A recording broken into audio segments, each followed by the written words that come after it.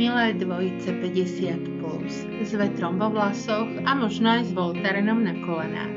Ak máte chuť utiecť od každodenného kolotoča do kopcov, kde nepočujete nič okrem vtákov, vlastného dychu a občasného počkaj ma miláčik, už len tento kopec, tak ste tu správne.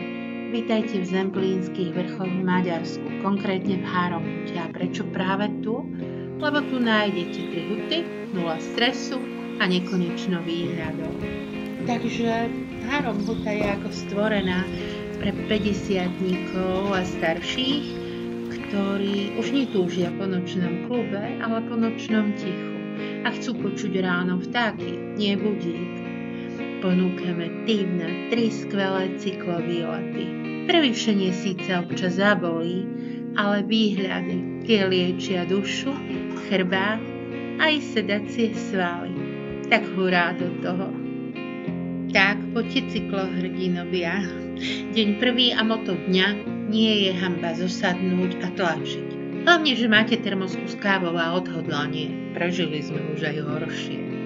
Trasu môžete vidieť aj vďaka aplikácii Relive, ale máme ju aj na komote.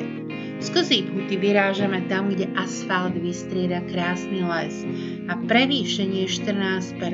Chvíľami kolmo cez vrstevnice, ale treba to proste vyliezť a vytlačiť. Ticho, vtáci, les, ale tie horské pasienky a horské lúky sú neuveriteľné. A potom príjemný zjazd dolu, lesnou cestou. Občas trochu hrboľatou, blatistou, raz sme preliezali padnutý strom. Cez Komlóžku a Erde Horváty, to sú 2 malé obce, nás vedie už asfaltová cesta, ale takmer prázdna po maďarskom vidieku. Často meandruje ako rieka a čas sa spomalí. Nie sú to preteky. Nejdeme pre výkon, ale pre radosť, pre výhľady, čo pohľadia dušu. Pre chvíle, keď si poviete, toto je naozaj ono. A večer tekutý sveter, rozumej, kvalitný rum alebo tokajské vínko. Zahreje vás lepšie než troje ponožiek a termoprávov. Deň prvý končí.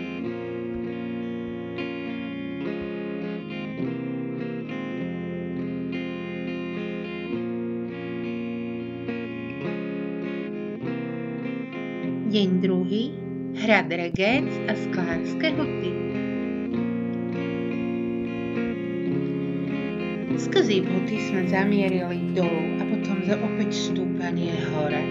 Nie preto, že by sme museli, ale preto, že sme si to dobrovoľne naplánovali. Stúpanie sa začalo nevinne, také tie 3%, keď si hovoríš, pohoda. Potom 5, no dobre, zaberme. A potom 7, prečo to robíme? Kde je lanúka? Cesta viedla cez Ohutu, len mi prázdny asfalt, pár výmorov ako bonus a záchranné hovory typu počkaj na mňa, chcem sa napiť. Ale keď sa nad lesmi objavila silueta hradu Regec, zrazu všetko bolelo trochu menej a ten dobrý pocit to nekúpiš. Cesta domov znamenala zostup. Konečne vietor vo vlasoch a muchy v zuboch. Brzdy pracovali, kolená sa tešili a vymletý asfalt nás nadhadzoval jedna radosť. Zastavili sme sa v Ohute, nie len na kávu, nie kvôli defektu tentoraz, ale pretože nás lákala malá sklárska dielňa ako mini skanzen, kde kedysi majstri fúkali sklo. Chvíľka oddychu, trocha histórie, príjemný tieň a myšlienka. Ak niekedy vymeníme bicykle za sklárske trúbky, chceme robiť takéto poháre na Tokaji. Máme pre vás, priatelia, 3. tip na výlet na bajku v Maďarsku. Ten je síce najkratší, ale rozhodne nie najľahší.